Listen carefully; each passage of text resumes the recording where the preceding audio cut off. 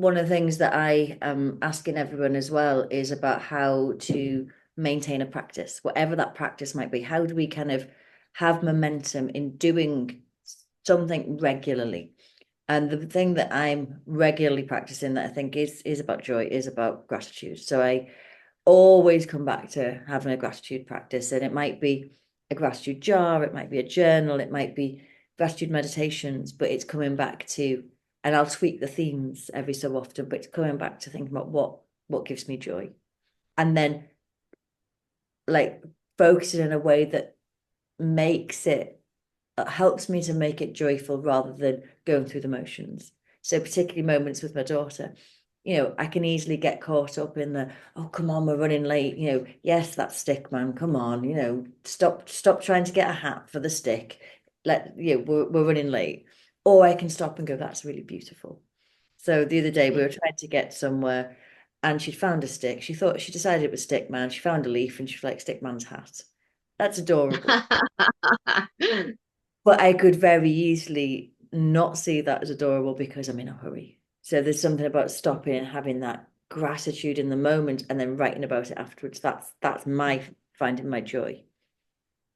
So that's a roundabout way of me getting to a question of how do you practice regularly? How do you develop a regular practice in whatever If it you're is? looking into it, yeah, if you're coming into it from a place of not knowing, then I would just,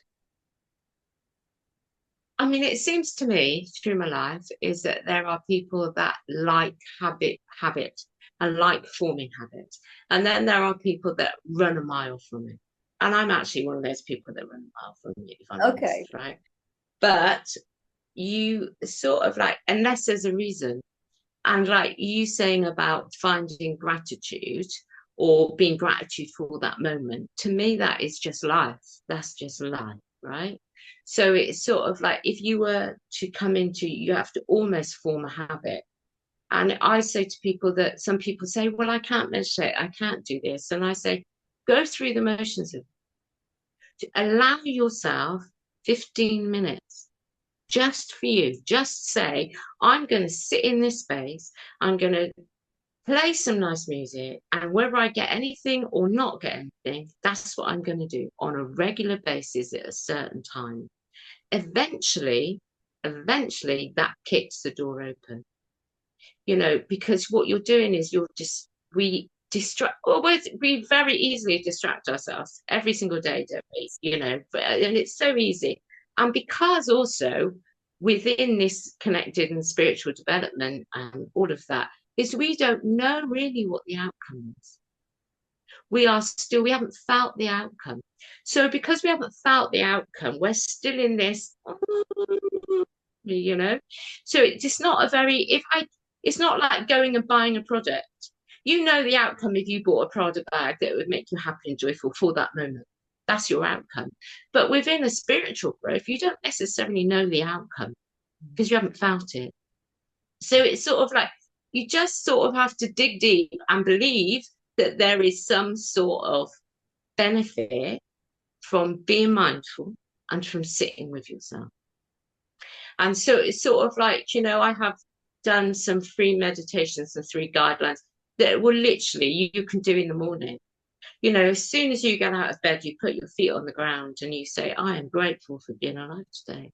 I am grateful for being here. I am grounded in this moment. I am grounded in my day.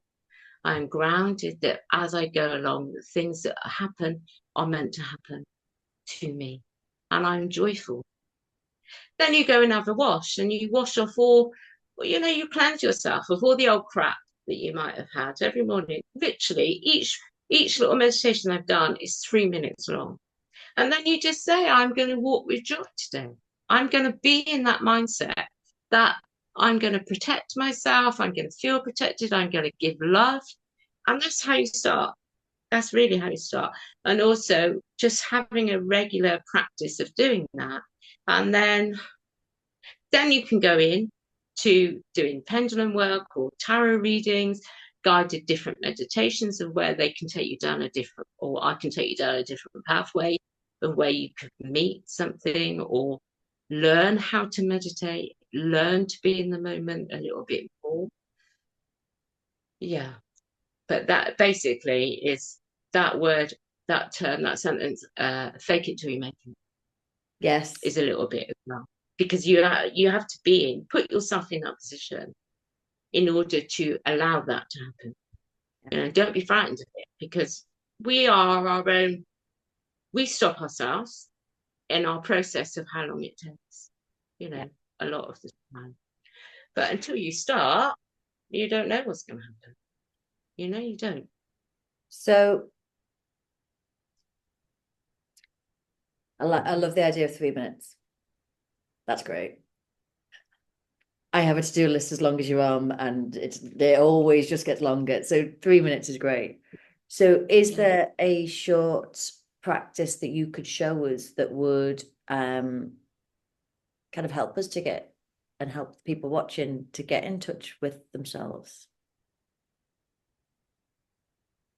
I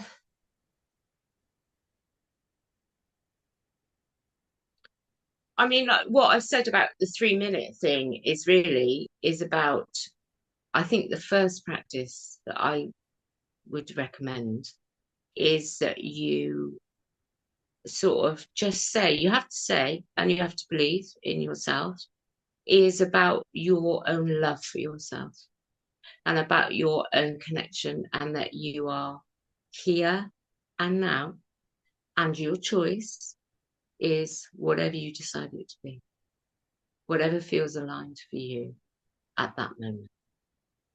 So it's sort of like, I know we've all got responsibility and we're all running around, but I'm sure that there is 3 minutes when you first get out of bed, before you have a coffee, before you do anything, you put your feet on the floor, or you can just sit in your bed and say, I am grateful for today. I am grateful for all of the joy that you're going to bring me. I am grateful that I am here, that I can express my love for myself and for those around me. I ask that my spirits or my higher self bring only good to me today, that only bring me what is aligned for myself. I ask you to bring me a lesson that is easy, that I can revolve around and I can learn. I'm grounded in today. I'm grounded in today. And I just walk with joy. That's it. That's very, very simple. So would you do that out loud? Would you say all of those things out loud? Yeah. I mean, if you're too embarrassed, then don't. If you're with a partner, something like that, and you don't want it, then you can say it. But the thing is, with all of it, it's deliberate action. So it's sort of like, mind monkeys come in all the time, right? So it's sort of like making it a deliberate action, a deliberate purpose, a deliberate calling to center yourself. And you don't have to do it constantly, because the more, I mean, if you do that in the morning, and then as you carry on, within a month, you'll probably extend that. You'll probably look at a guided meditation, or you'll look at something else. It's just the starting point of, actually, I'm all right. Actually, I'm able to do these things. I'm able to bring joy to myself. I can have a good day today. And all of this stuff that I feel I'm not going crazy could possibly be true. So it's just knowing that, and it's a deliberate action that we have to take. I was just thinking about today, like this morning, I didn't set an alarm, and I woke up. So I co-sleep with my daughter, and I woke up before her. She was still all snuggled in, fast asleep. And if I managed to tune myself in, that would be a perfect moment I would probably have to have it written down, at least the first few times, but to go and grab that bit of paper, maybe laminate it. I like a laminator. Grab that laminated bit of paper. That's there, right there. So the joy of stationery. Get that bit of paper, read out those statements. And I could do that before she woke up. Couldn't do it every day. Sometimes she wakes up first. But if I got into that habit, that'd be an amazing start. But you could also do it when you go into the bathroom, when you go to brush your teeth, when you go to, there's another one of like cleansing and or it's almost like purging, but it's just cleansing the old crap, the old way of thinking, the old stuff. You just do it through water. Do you know what I mean? When you're having a shower, all of it is deliberate, as long as it's a deliberate act. Or when you're on the loo, why not? Do you know what I mean? It's just connecting to yourself. Just a few minutes. Just a few minutes. That's all it takes. It's sort of like uh, it's lessons, isn't it? And there is just like every time you do it, something opens up that connects you to you in a really, really simple little way because it's deliberate action. But it's almost like, and you might get to a point of where I don't feel anything. Sometimes we overcomplicate this stuff and we think we have to do this or we have to meditate with our eyes closed and our legs crossed and do all of that. You don't need to do that. You don't need to. It's actually really bloody simple. It's really, really simple. You already know who you are. You just have to wake up to it. That's all. You already have to just say, okay, I trust myself enough that I can look at myself, that nothing back, the sky is not going to fall down. The room is not going to implode around me. I'm okay. I'm safe. I'm okay. And then you move forward. So I've just had my bathroom done. Nice. It's been probably everyone around me is sick of hearing about it because it has been months in the planning, and it was a real kind of, I'm going to go with what I want. I'm going to go with abundance. I've got gold taps. I could live in that bathroom now. But I've got this cabinet above the sink, and I'm now thinking I could, on the inside of the cabinet door, put some phrases. And then I'll have a wash. And as I'm having a wash, I can look at those phrases and say them out loud. Yeah. You could do that. And then why not? And change them change them around. So, have one maybe that you'll use for 1 week and then change it and read another one. And then after a month, change them around so they're not old into your brain. So they're using stimulating a little bit, but it is just all about being on my mirror here. I've got the 7 laws of attraction because of alchemy. So, and they've been on there for absolute months, and I do follow them. They are sort of like a reminder, and that's what it is. So I've got, law of attraction, the law of abundance, the law of like pure positive thought, all of those things. And because when I create courses or whatever, I just leave them on the mirror. I mean, I only live with my son, and I don't really care whatever my house looks like it is, and it is all part of who I am, and but most of the time I'll ignore them, I don't look at them, but when I need them, they're there. And it keeps you on that train of thought, I suppose. So do that. You can just blue tack them on, or like I've done, I've written them in Sharpie on the mirror. I don't think I'm quite ready to do that. But there's something there then. So it sounds like we're talking about affirmations, essentially, using affirmations. That is technically, yeah. I think that's a very accessible starting point, because again, you can look at that from a soul point of view, from an alignment, from using some of the words that I might find a bit challenging. But I can also look at that from a pure psychology point of view, that when we repeat something, that's creating new neural pathways that is going to make us believe something that is more positive, and that's going to make us happy. So either way, I'll just tell a tiny little story in that. I'm very spiritually aligned, right? So I work in that way. My ex-partner was a Michelin star chef. He never worked in a spiritual aligned way at all. And then one day I caught him, well, more than once, but the first time I caught him, he was looking in the mirror and saying, "You're great. Look at you. Look at what you can do."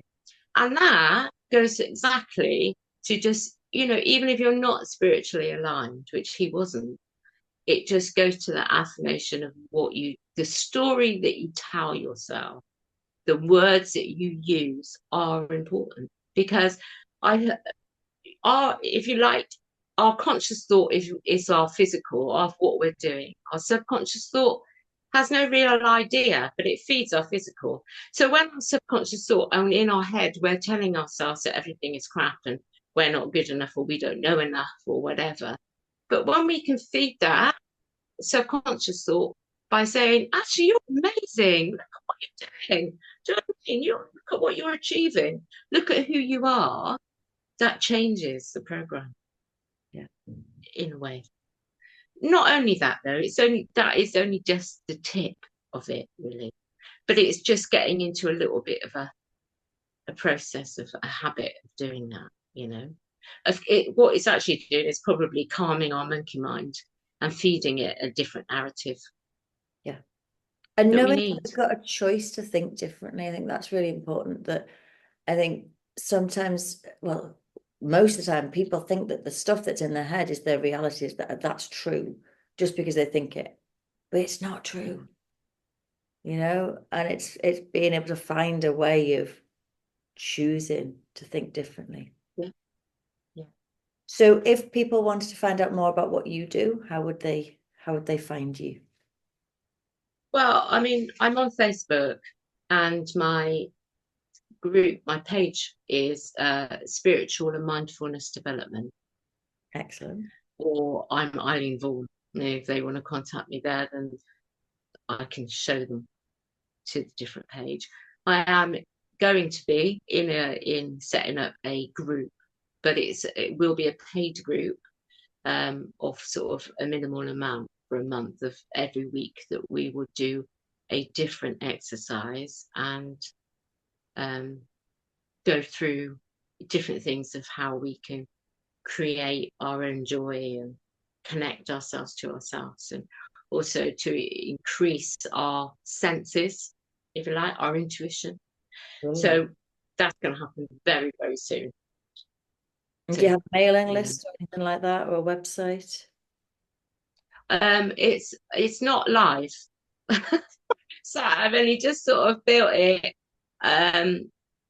That it is spiritual and psychic development.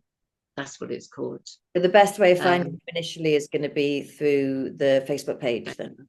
Probably, yeah. Yeah. Brilliant. Yeah. Which is spiritual and mindfulness development. Brilliant. Any final thoughts, anything that you would like people to know about psychic development? I think that it's just another tool. Everything is a learning process and all of it's tools and to gain wherever you need to be, really.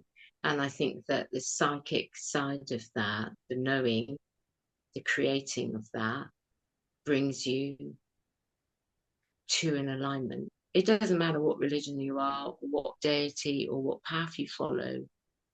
This is more about you empowering yourself through yourself and your ability. But I mean, my sole belief is that we're all very, very capable of so much more than we do, So it's about that. That's for me. I love that. I think that's a perfect note to end on. We are all capable of so much more. Love that. Yeah. Thank you so much for joining me. Thank you. How old is your daughter, by the way? She was 2 on the 24th. Oh, your baby. Full of it. Full of it. Wild. That's great. Terrible twos. They're nicer when they get to about 4 or 5. No, she's fabulous. She's a whirlwind. Keeps me on my toes. But thank you.